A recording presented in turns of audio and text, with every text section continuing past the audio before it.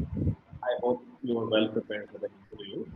So we'll start with, I was very curious to understand what skills that you are aware, like what you are professional and what your skill set and how you are going to rate all those things. So why can't we introduce yourself? Okay, let us start by introducing yourself. Okay, sir. My name is Raghu. I have 2 years of professional experience in IT industry, and I have intermediate knowledge in React front-end development side using technologies like React, CSS, Tailwind CSS, and Redux. Mhm. And in database side, I have idea about MySQL and MongoDB, Mongoose, Okay. and I have an idea about Node.js and Express. Mhm. So Great, great. That's very good. yeah. So, so let us concentrate on React, HTML, and CSS and JavaScript first. So based on that, we'll jump into some Node.js and MongoDB. Okay. So Okay, sir. can you rate yourself in HTML? Yeah, it's 4 out of 5, sir. 4 out of 5.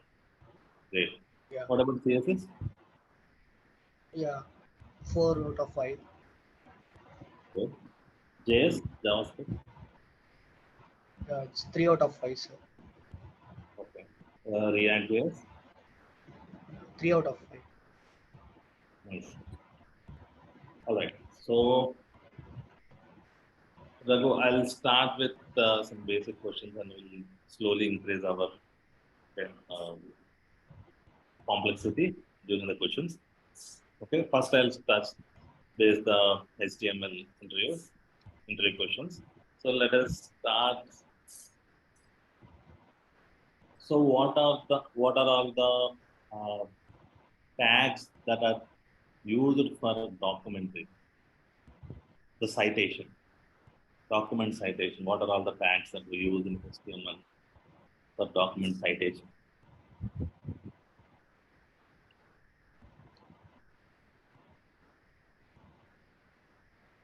Yeah, we use different types of tags in document, like block level tag, like a anchor tag, Mhm. paragraph, div tags, Mhm. image. I'm talking about the citation. You know, citation, like, for example, if you open the Wikipedia, okay, at the bottom you Okay. will see that Wikipedia document involves I mean, the document was prepared by referring a lot of other documents. So those documents are linked at the bottom in the Wikipedia page. So each link is going to provide some citation. That means who developed this particular document or who prepared this particular PDF, and everything will be available in this particular citation information. Okay. So there is a site tag, Yes, sir. Site tag. yeah, site tag, and other block code tags. All these things can be used in our document for citation. Okay. All right. Yeah. Okay, sir. Yeah. Thank you. So can I use a div tag inside UL li tag? You know that order list and unorder list, right? Yes, sir. So is it possible to use a div tag inside an li tag? Yes, sir. We can use it, but Mhm. uh, when we are styling it, it will become difficult for us. So I think it's better to not use the div tag in ordered list Yeah, inside the UL. as a standard practice we don't use, but there are some situations that we need to use. In real time, we have to use some div tag and any other inline Yes, tags. sir. Generally, we Yeah. use the inline tags like anchor tags, something like that. Yes, We sir. are good to use the div tag as well. Yeah. So, how do you make an image as responsive in HTML without using CSS or JS?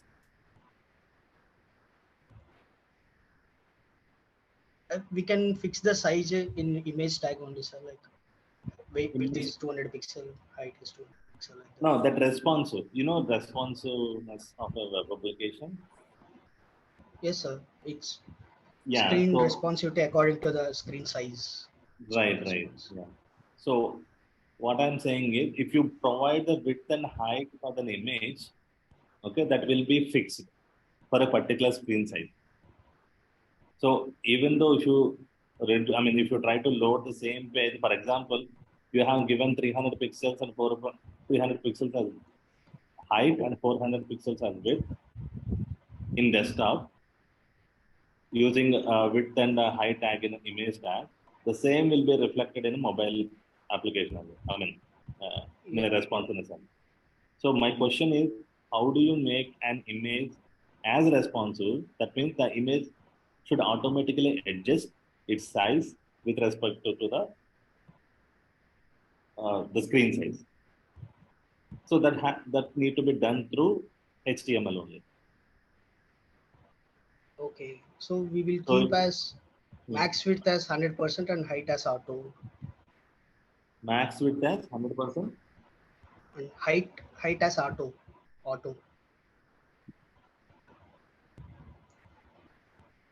It's, Are you in sure? image we can. Yes, sir. Yes, sir. Can you try from your side? Yeah.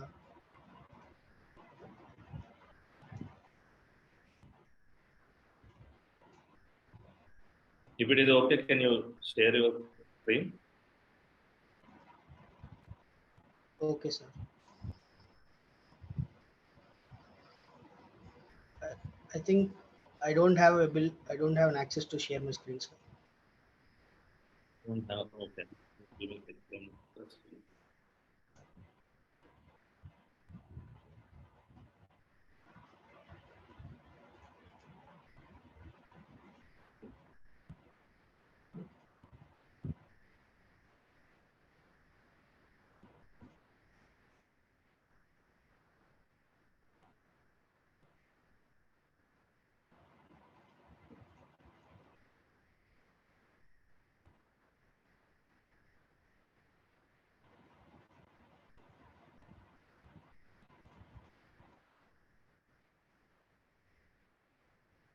Yeah, meanwhile, you try from your side. I'm trying to get the access for you.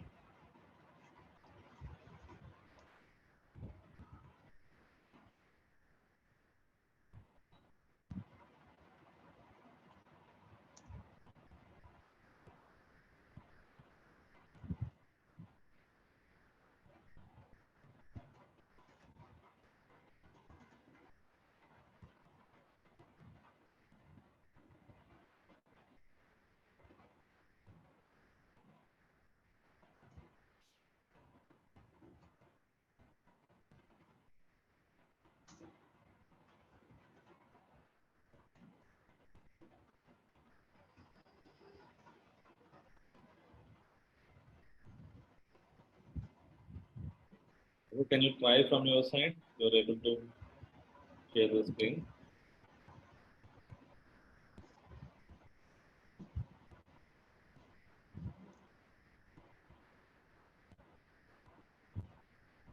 No, sir.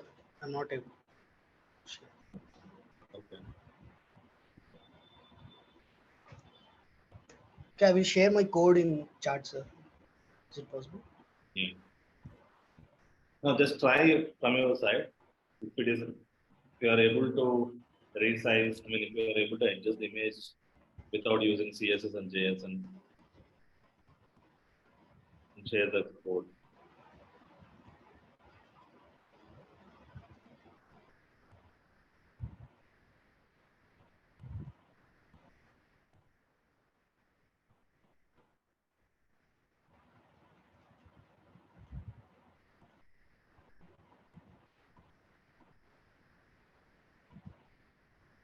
Okay. Once you're done, please let me know or just share the code in the chat. I'll Okay, Try sir. to run from my side.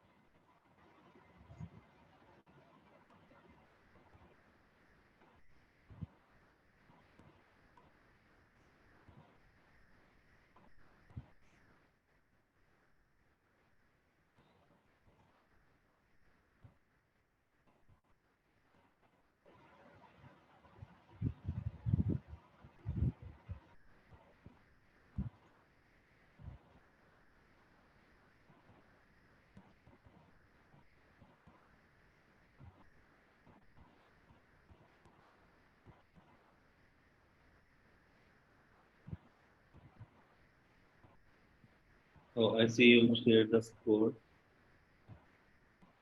You are using the style tag, right? Yes, sir. So that is again you are using CSS.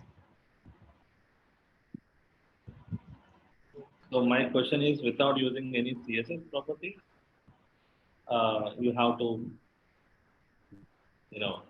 resize that image as a response. Okay, that is fine. Have you heard about this picture tag and source tag? Yes, sir.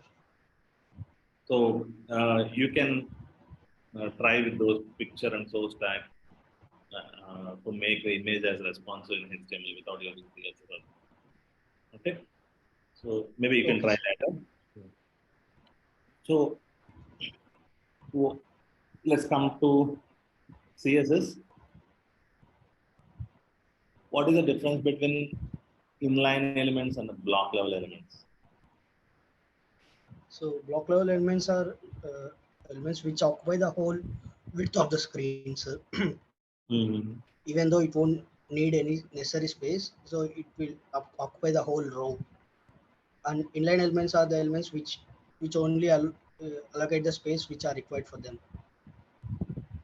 Okay, so how you, I mean, what is the property, CSS property that you can convert an inline element into block level element? So to convert the block to inline, we'll use block inline. Okay. For inline, it is inline block. Yeah, inline. No, only inline, sir. No, for inline to block. If I want only, sorry, if I want both inline and block level properties for an inline element, what is the property? Inline block, sir. Display inline block. Right? Yeah. So, for example, I want to apply margin in all direction of an inline element. For example, I will share an Odin chart.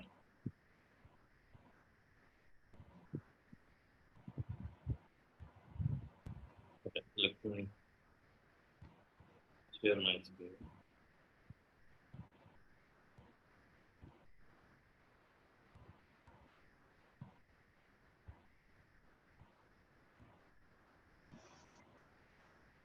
Hope you are able to see it, right? It's loading, sir. Are able to see my screen? No, no, not yet, sir.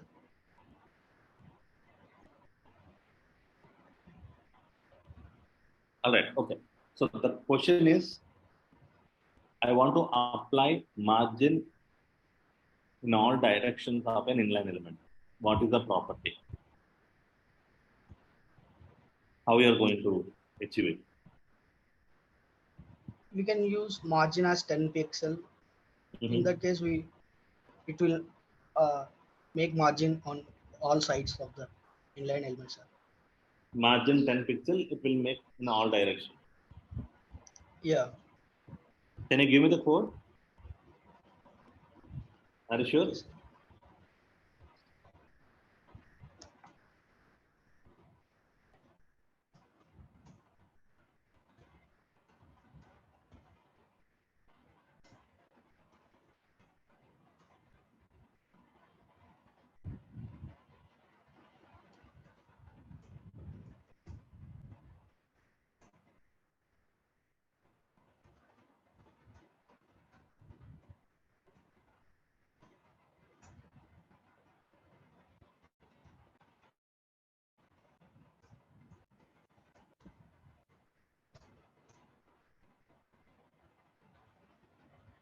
Are you able to see my screen?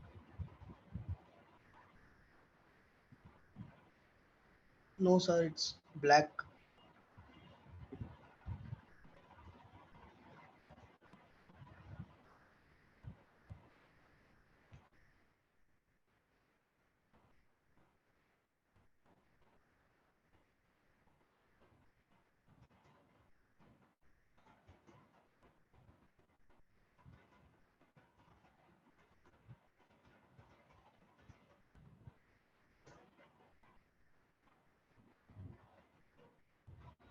Have you done?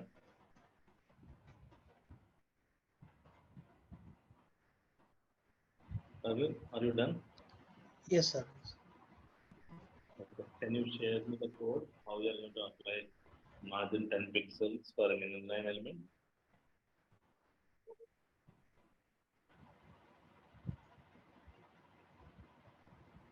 Are you sure this will work?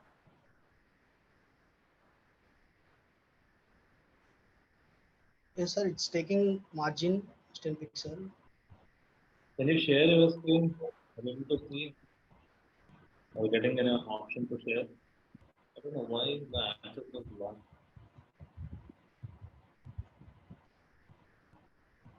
Okay, I'm just making you as a host. Let's see. Try to share your screen now. Yes, sir.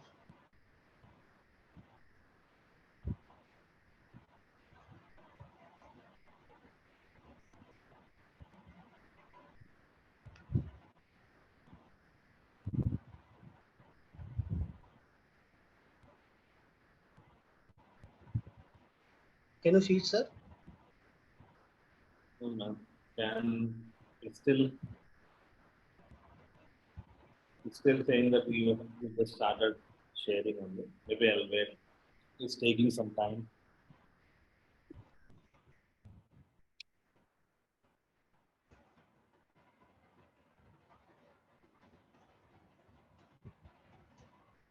Okay. Meanwhile, we'll go to another question. Okay. So let's keep the screen to load. I don't know why it is taking this much of.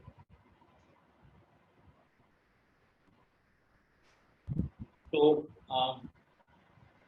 we'll quickly jump to JavaScript. Like we are running out of time, so I'll quickly jump to JavaScript.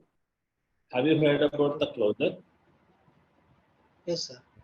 Closure. Yeah. Can you tell me or briefly Yeah, explain it will about? take the closer is a function which will take the function as an input and return the some return the function or variables.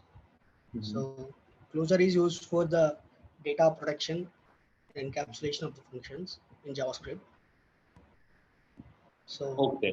So you're saying the data inner protection. in yes, sir. Yeah. How you are going to protect the data using closure? So actually in closures we can access the variable from outer function Mhm. from inner function, sir. Okay. So after the condition, after the process of functioning the inner function, so we can't able to use outside the function, right? So in that way we can uh, Okay. secure the data. So, can you tell me any one example in React that it is using a closure concept?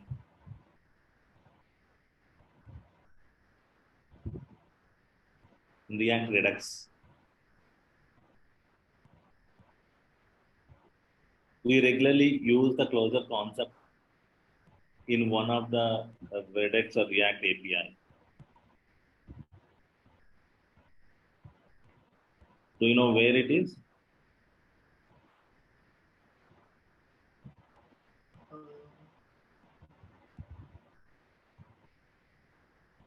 I think we'll use a dispatch when we are dispatching the data. No. I'm not clear. I'm not entirely sure about it, sir. Okay. So there is a function called connect of Yeah, map, yeah. match of map. So that is a similar to closure concept. Yes, So sir. where Yes. yeah.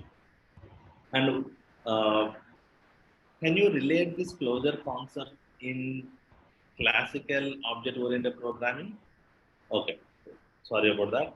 Do you know the difference between classical object-oriented programming and prototypal object-oriented programming?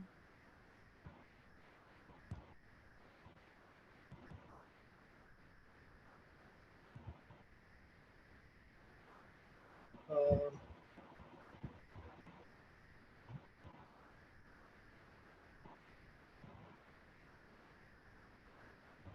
so prototype classical means we will create the object using this function, this operator, this dot.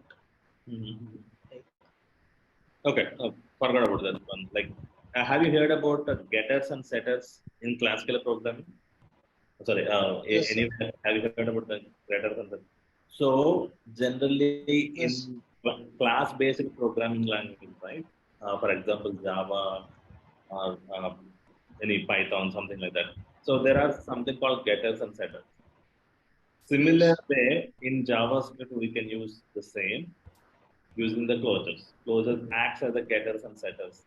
So without accessing the inner variable of a function, we can able to set that particular variable value, or we can get that particular variable value. So closure is something, as you mentioned, it is used to protect the data without accessing the actual property of that particular function or actual variable names and all. But still, we are able to set those values and we can get those values using the closure inner functions. Yeah, that is good. Next, Yes. have you heard about lexical scope? Lexical scope. Yep. I'm sorry, sir. I did hear about it. Okay. Uh, so how do you replace an element in an array?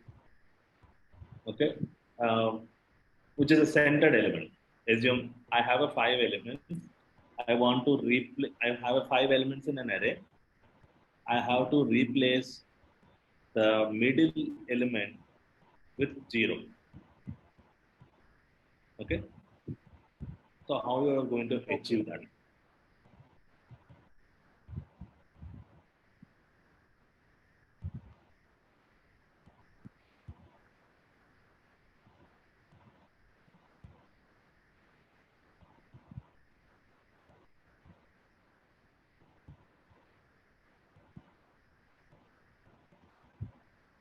Replace the middle element with zeros, right, sir?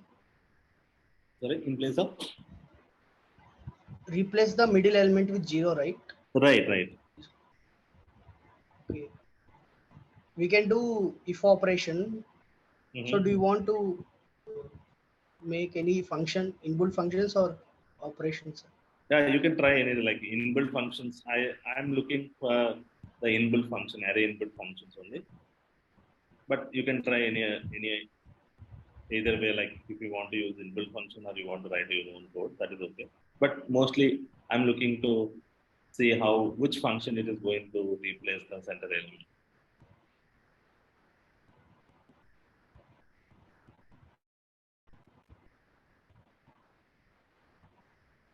Okay.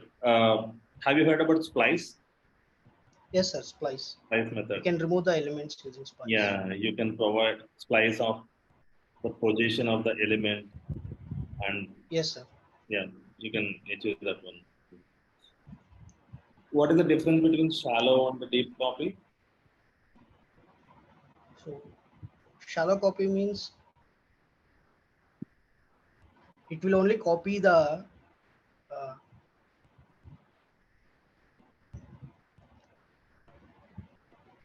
it will when we create a new object or array, it Mm-hmm. copies the it copies only the uh, structure of the object, and it deep copy. Mm-hmm. If we do shallow copy, we won't. If we change any newly object variable, it will also change. It won't change the original copy, sir. Actually, I am not able to sentence it. Mm-hmm. No, okay. How you are going to achieve the deep copy in JavaScript?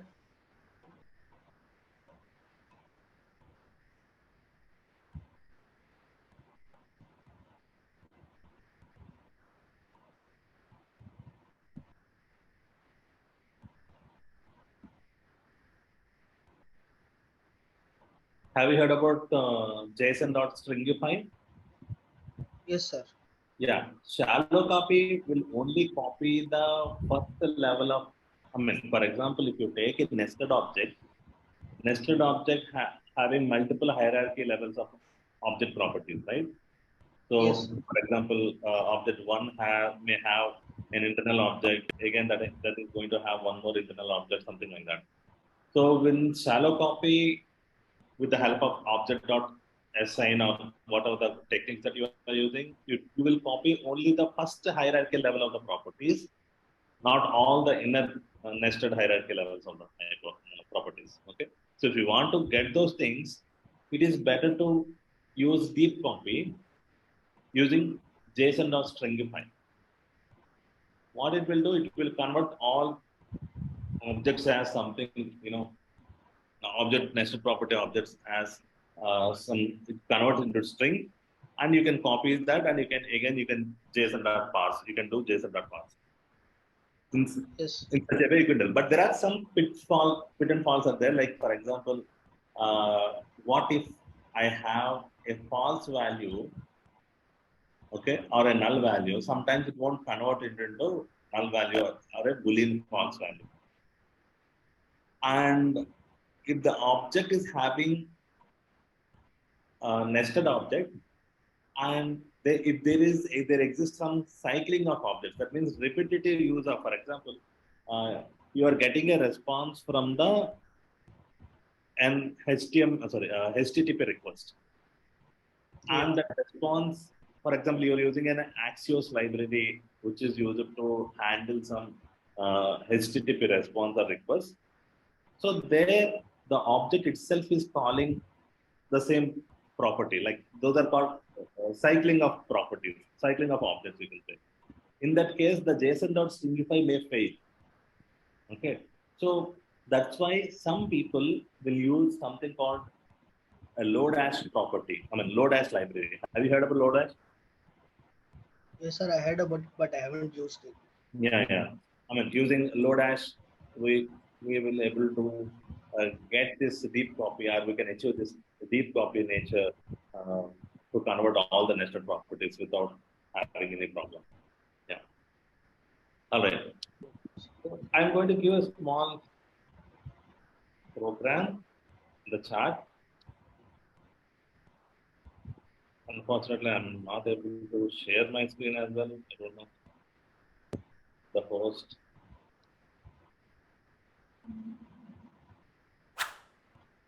Yeah.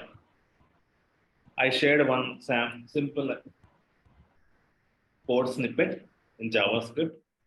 Can you tell me what are all the values that you will get in when you execute function 1 and function 2?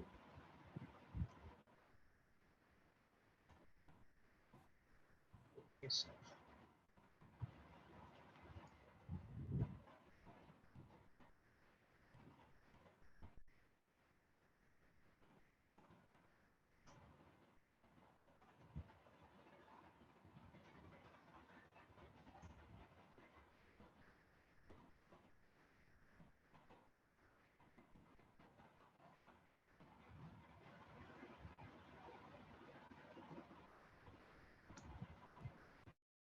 Function.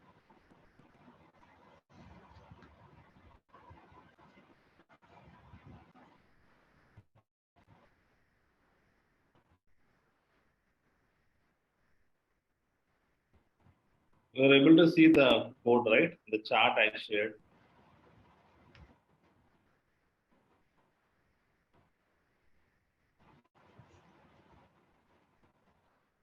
Okay.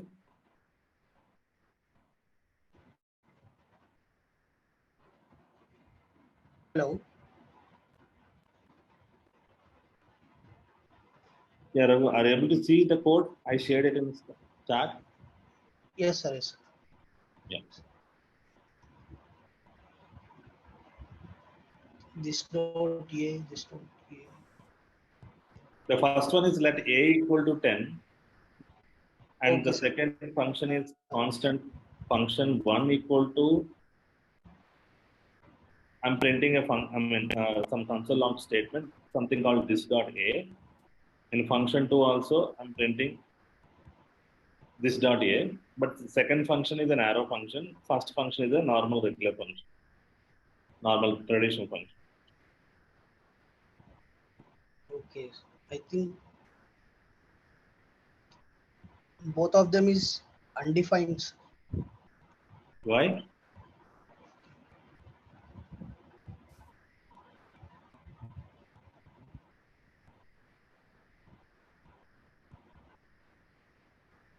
Because this Mm-hmm. property initiates to Mm-hmm. that local variable, sir, that is Okay. in function. So in function there is no variable called a, that's why it will define as undefined. Okay. Assume that function is, I have changed that let variable in it, at the top you have that a equal to 10, right? If I change this Yes, to sir. var a equal to 10 instead of let, now what is the Okay. value? You are right.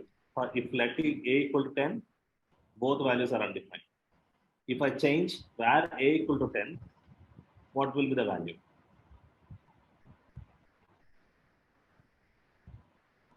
Mm, I think it's still undefined only, sir. Right? Are you sure?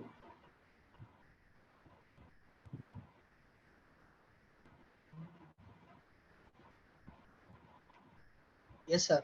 Because this property will only applies to the function. I mean Mm-hmm. that component, that curly braces component only. So Okay. So you are saying in that this between that, doesn't, yeah, this yeah. doesn't work here. You are saying. Yes, sir. Can you try from your console? Just Yes, sir. I will try. try to execute this.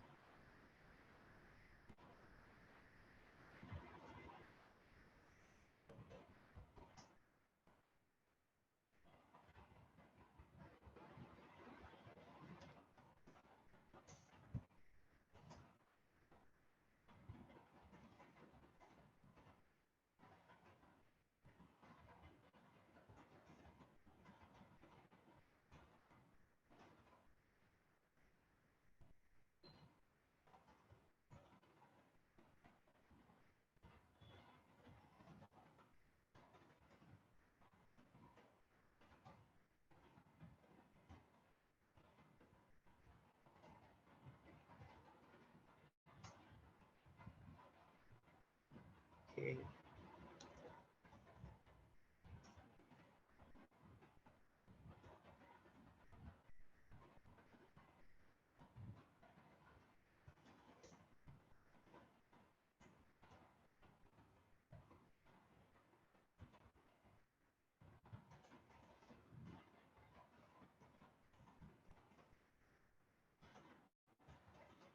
What did you see, Raghu?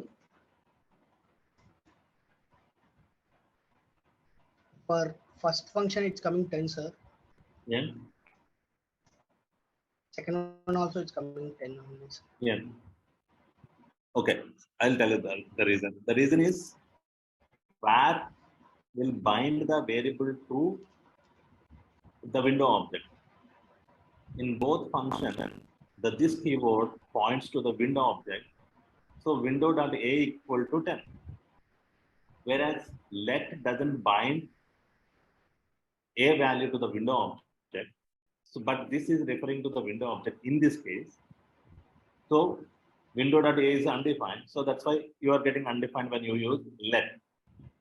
So this is something called hoisting concept in JavaScript. Maybe you can try some other time. Okay. So we are running out of time. So let's quickly jump into React and Redux. Hope you got it. Yes. Yeah. So let's come to the React. What is the behavior? Have you heard about design patterns?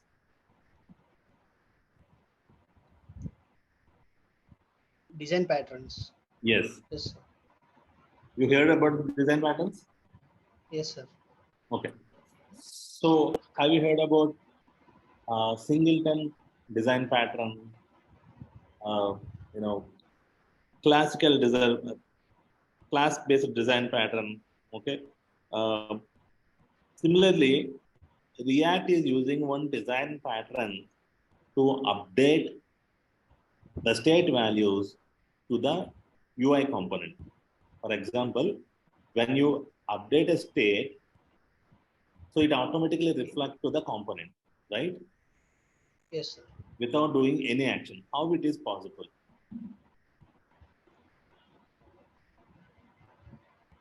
It uses virtual DOM as concept in React, sir, to update the No, forget about the components. virtual DOM and all. For example, I've given a task, so I'm not using any React. I have given you a task to write a code to listen. I mean, whatever the values you updated to a particular variable, that it should immediately reflect to the component in JavaScript. Okay. So without using React and all.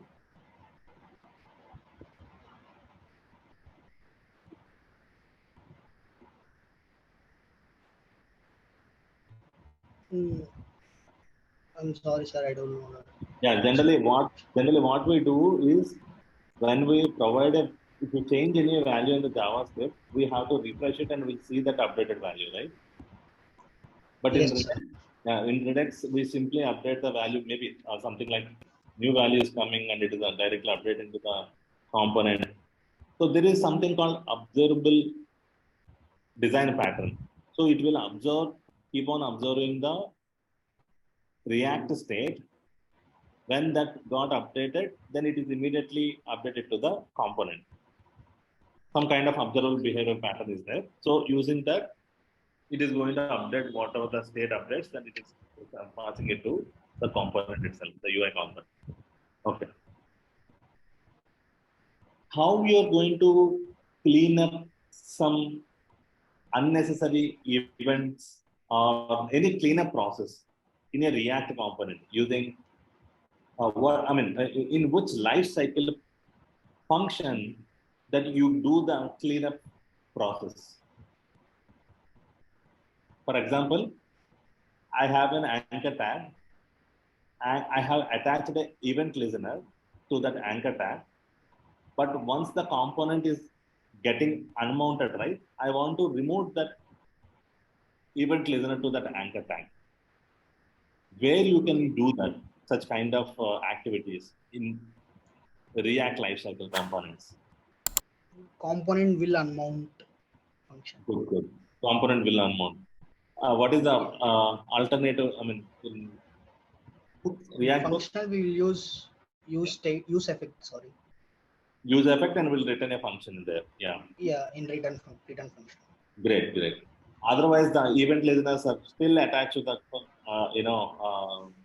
I mean, it is attached to the anchor tag, but the anchor tag got disappeared now. After component got unmounted, the anchor tag got undefined, but still that event listener is trying to listen to undefined values. So that we need to, remove all those things. Otherwise, it will become a chaos. Okay. Yes. How many ways that you can communicate the prompts between components? Or what are the ways, not how many, what are the ways to communicate the prompts between the components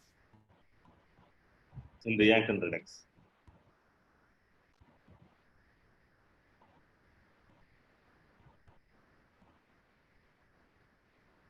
I think we can use context API Great. and parent to child communication directly. We pass one component to other component. Right, right. Yeah. And we can use Redux state management tool library. Okay. And those are the main three ways we Mm-hmm. can do. Mm-hmm. Have you And heard about custom events? yeah, custom hooks or custom Custom events. Not I'm talking about hooks. Events. You can define custom events. no, sir. Yeah. Okay. Using custom events, you can also pass those things.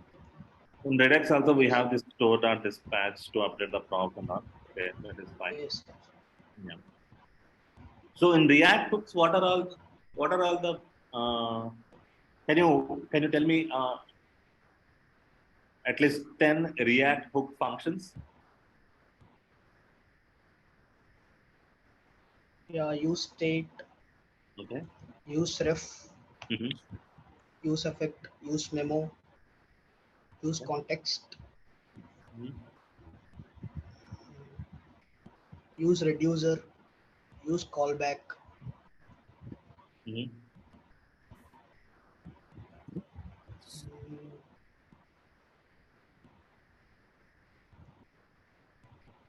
You I tell. know that. Yes, that much only I use. I got only 8. Okay. Okay. Okay. Fine. Um,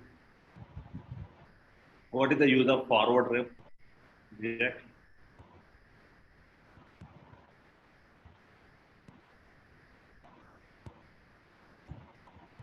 Forward ref, sir.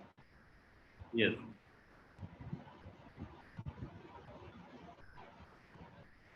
No, sir. I don't know about it, sir. Okay. No worries. How do you achieve should component update using React hooks? Okay. You understand? I want to achieve the should component update uh, functionality using React hook so that I can make use Okay. of both previous prop and current prop.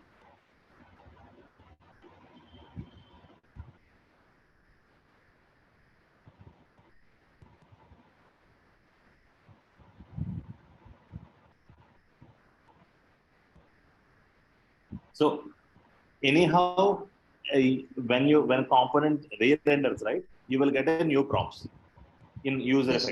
effect generally, right? But I want the Yeah. previous props. I'm giving a clue. You can use the user effect to get the new props. But how do I get the old props? Okay. We can use memo. Use Memo. no. Use memo is something to uh, memorize the value, but not in this case. Like the previous value or not. Okay. I'm sorry, sir. I don't know. You can use ref. With the help of user, User you can ref. get the previous value, previous prop value, and you can compare both those things inside user effect, and you can choose the should component, whether the component to render or not. You can do. Okay. Okay. All right. I think I'm done. Raghu. Okay. So, do you have any questions to me? Yeah, I want to know how my performance is. Once I know I'm in do a great job. Yeah. Yeah, it's good. Raghu. Like I hear, like you are good in HTML. CSS and JavaScript and React. You have only 2 years of experience, right? But still, you are doing great. Yes. Yeah, really good. That is. And I suggest you go through like more React functionalities. Okay, uh, some kind of challenges. Like there are some in real time. We need to already the entire application was built in React hooks. There I have to prepare something called should component update, whether component to render or not. Okay, something like that. Okay, of course you can use memo to improve the performance and all. Okay, but still there are some cases I want to reduce the whether not to allow the component to render or not. There are situations in real time projects where we have to do some such kind of things. Okay, Okay. so maybe that's as you keep on learning and keep on working on real time projects, you may get experience all those things. But really good. I like your profile. Like you have good knowledge on HTML, CSS, and JavaScript. Yeah, that's really good. Okay. Thank you, sir. Really good. Yeah, thank you. Thank you very much.